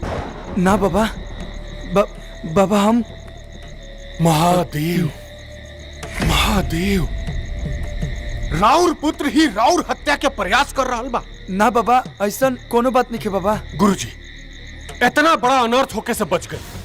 जॉन राउर मुंह एकरा के पुत्र पुत्र कहत थकत ना रहे, यह राउर हत्या के प्रयास कर। ना बाबा, हम गुरुजी अभी भी समय बा गुरुजी, ना तो बाबा जी के सब बात सच हो जाए। हम तो कहब कि अब भी दोनों जन के अलग करें। एकदम सही कहा तानी विद्याधर जी, एकदम सही कहा तानी। तू मुझे कैसे रोक सकता है गंगा योगी? तूने तो कहा था कि मेरी राह में हर मोड़ पर पर्वत की तरह खड़ा मिलेगा तू, मगर आज तू ऐसे चौराहे पे खड़ा है जिसके हर छोर पर किसी न किसी की मौत और तबाही लिखी है। एक तरफ वो दोनों बच्चे, दूसरी तरफ उन दोनों के पालन करता, तीसरी तरफ हजारों मौत के मंजर और चौथी तरफ स्वयं मैं हूँ प्रकृति। कालों के काल, महाकाल का भक्त हूं मैं। देवों के देव स्वयं महादेव आराध्य है मेरे। तू चारों दिशाओं में तो क्या, 10 दिशाओं में आके खड़ी हो जा। हर परिस्थिति में तेरा सामना करेगा ये गंगा योगी। हरा हरा महादेव।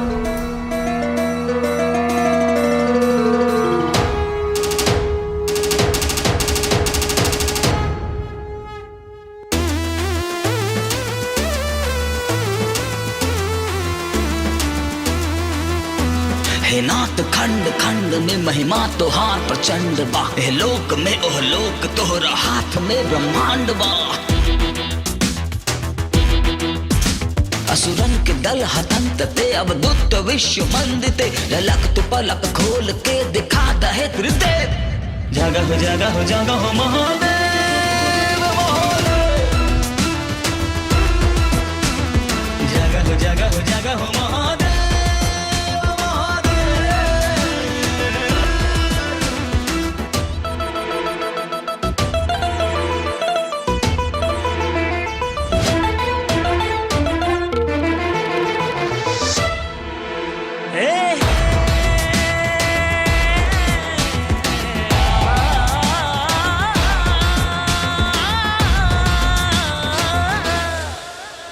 त्रिशूल कर में धार के भस्मी भभूति मार के। डमरू की तू ललकार से बागंबरी सवार के।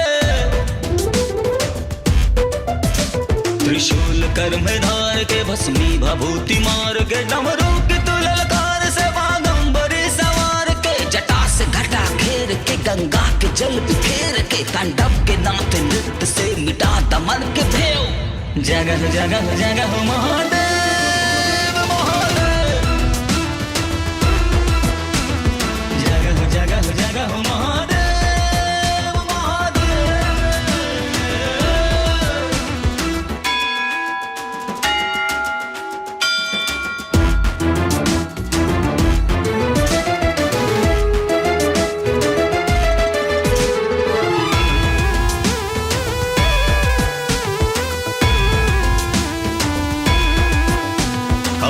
गण्य ओगड़ी 14 भुवन की चौकड़ी। रुष्टावा तुष्ट छन छन धुइया रमनते हर घड़ी।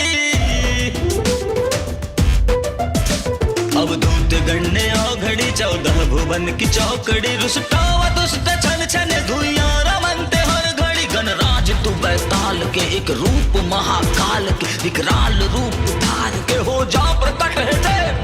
जगह जगह जगह महादेव।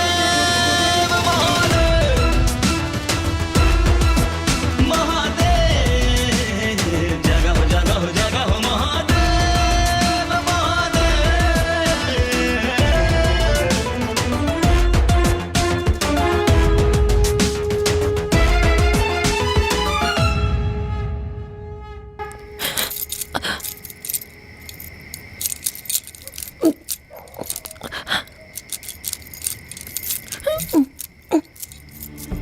माँ जाई दी ना हमरा के, हमरा रुद्र के पास जाए के बा। माँ माँ माँ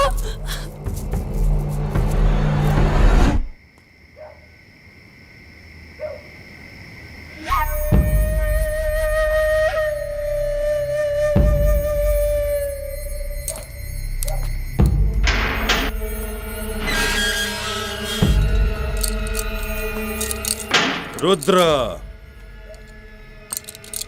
रुद्र, रुद्र, रुद्र के पास जाके भरत तोरा के पाव खाती हम का ना कहनी, लेकिन तोरा पता नहीं रुद्र में का लोकता जो हमरा में नहीं खेलोकत। आखिर क्या कमी बर हमरा में? आए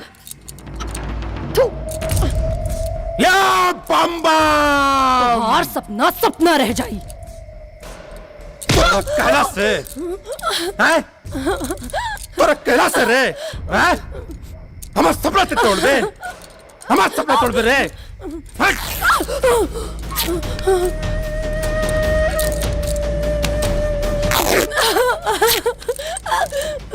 तोरे पास अब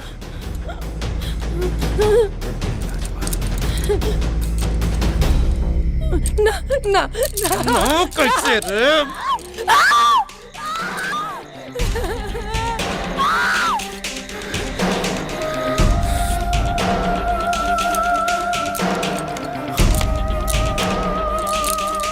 बम बम बम बम।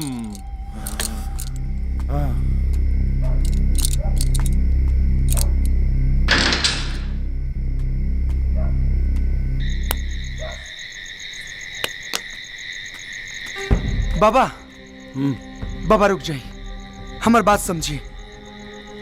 हम निर्दोष बानी। अरे हम रउआ ऊपर हमला कैसे करा सकता नहीं? हमार बात मानी, राउर जान मारे के षड्यंत्र हो रहल बा। एकरा पहले भी रउआ ऊपर हमला हो चुकल बा और इस सारा हमला विद्याधर करौले बा और एकर पोल ना खुल जाओ ऐसे सारा दोष हमरा ऊपर डाल देहलस। महादेव महादेव, रुद्री कहाँ अनर्थ बोल रहल बड़ा तू? गुरुजी, ये रुद्र उ लड़की के प्यार में पागल हो गइल बा। एकरा बात पर ध्यान देवे के आवश्यकता नहीं है। और वैसे ही बाबा जी कह दिले बड़न कि शाही स्नान तक एकरा के उ लड़की से दूर रखल आवश्यक बा, न तो बहुत बड़ा अनर्थ हो जाई। नाटक मत कर विद्याधर, नाटक मत कर। तू बाबा के मूर्ख बना सकता रे, लेकिन हमरा के ना।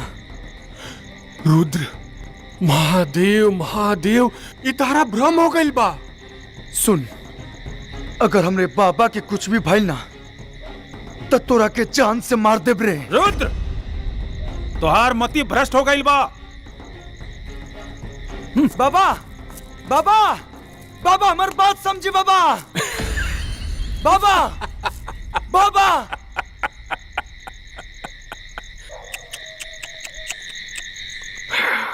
केकरा के समझावे के प्रयत्न कर रहल बड़ा रुद्र? उ मूर्ख अखंडानंद के, जकरा के हम बरसों से मूर्ख बनावत आ रहल बानी। आज तक ई मठ में जितना भी अप्रिय घटना भइल बानू, उस सबके सूत्रधार हम बानी।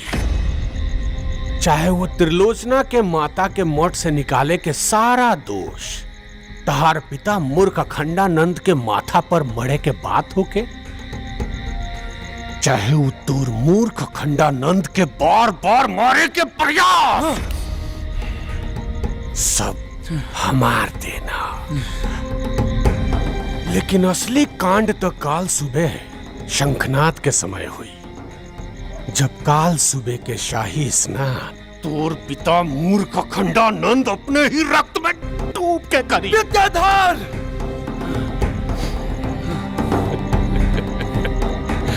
कुछ ना कर पाई बेटे, कुछ ना। महादेव महादेव।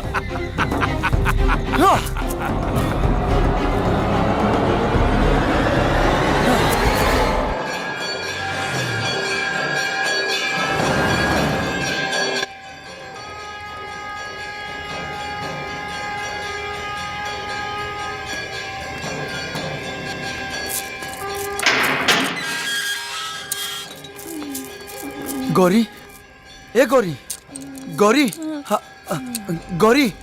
रुद्र। हाँ, हाँ मागिनी।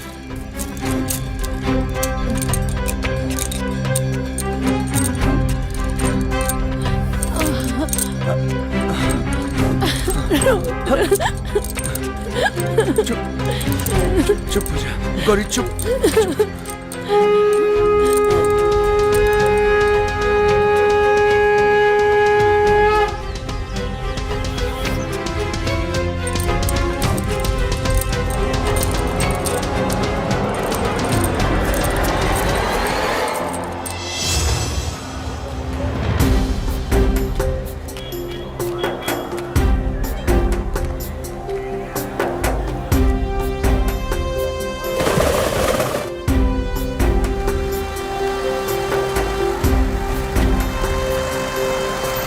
अखंडानंद बाबा की जय, अखंडानंद बाबा की जय, अखंडानंद बाबा की जय, अखंडानंद बाबा की जय, अखंडानंद बाबा की जय, अखंडानंद बाबा की जय, अखंडानंद बाबा की। डमरू वाले बाबा की जय, डमरू वाले बाबा की जय,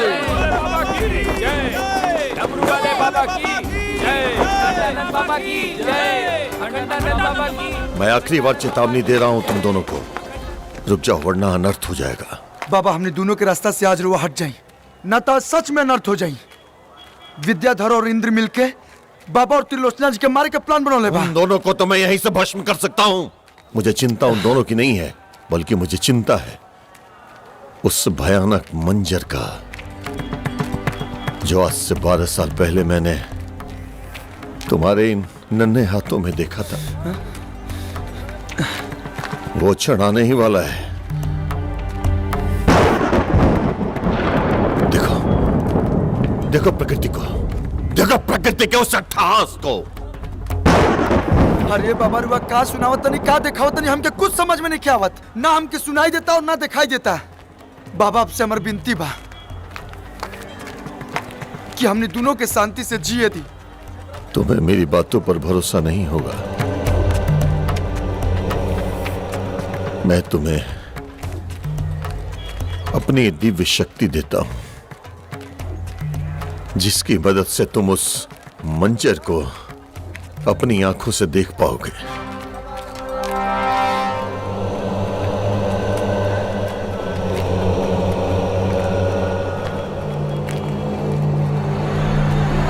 अखंडानंद बाबा की जय, अखंडानंद बाबा की जय, अखंडानंद बाबा की महाराज बोली तय मुआदी बाबा की जय, अखंडानंद बाबा की जय। एकर जीवन के आखिरी पूजा कर ले बेटा, ओकरा बाद अगला कदम।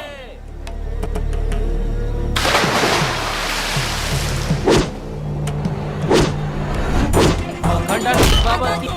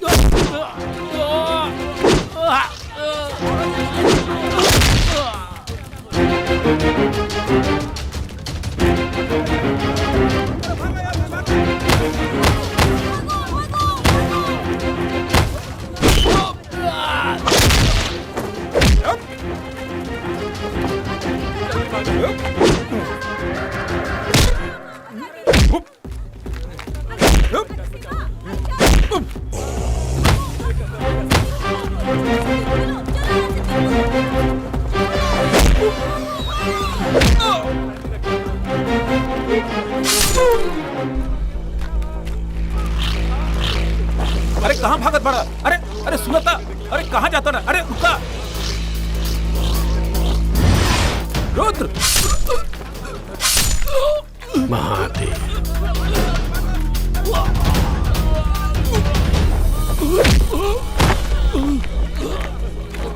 महादेव बाबा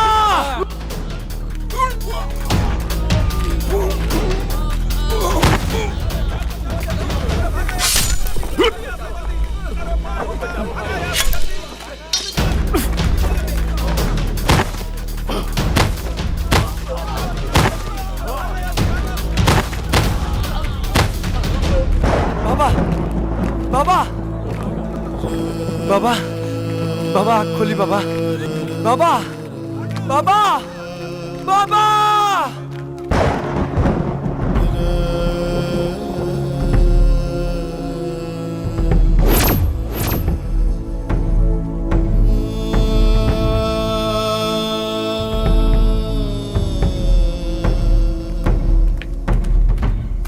देखा, बताओ बच्चा, जिन साधु संतों ने तुम्हें जीवन दिया, शिक्षा दीक्षा दी, क्या उनकी मौत का कलंक तुम दोनों अपने ऊपर ले सकोगे? बच्चा, मैं तुम दोनों के मिलन के विरोध में नहीं हूं, बल्कि मैं उस भयानक मंजर से डरता हूं जो तुम दोनों के मिलन के बाद होगा। मेरी बात मानो बच्चा, एक दूसरे से अलग हो जाओ, बचा लो इस धरती पे होने वाले इस कलंक से।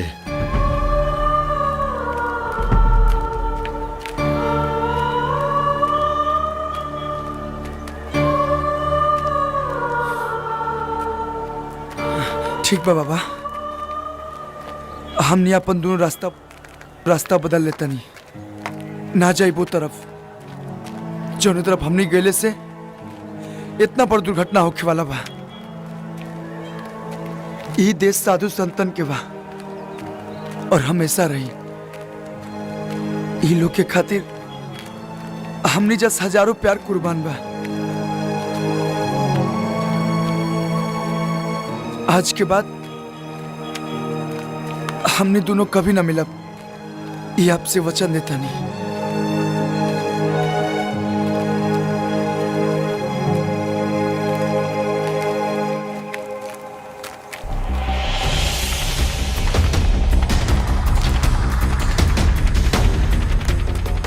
चला तानी बाबा, हमने दोनों के अपन आशीर्वाद दी।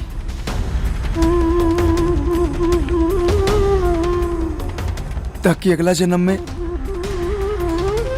हमने के मिलन हो सके।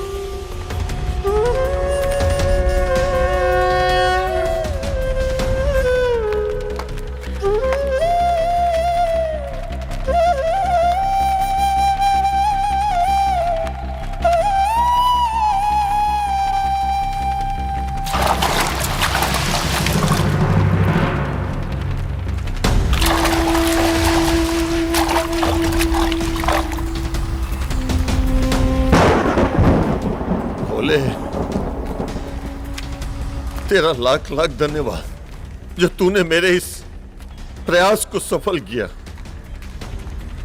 ये क्षण सदैव तुम्हारा ऋणी नहीं रहेगा।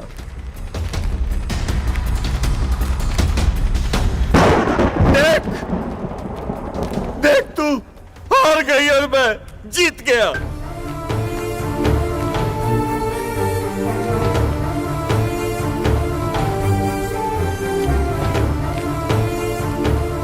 जो तू खेल खेलना चाहती थी, वो खेल मैंने खेलने नहीं दिया। अलग कर दिया दोनों को एक दूसरे से। देख, वो दोनों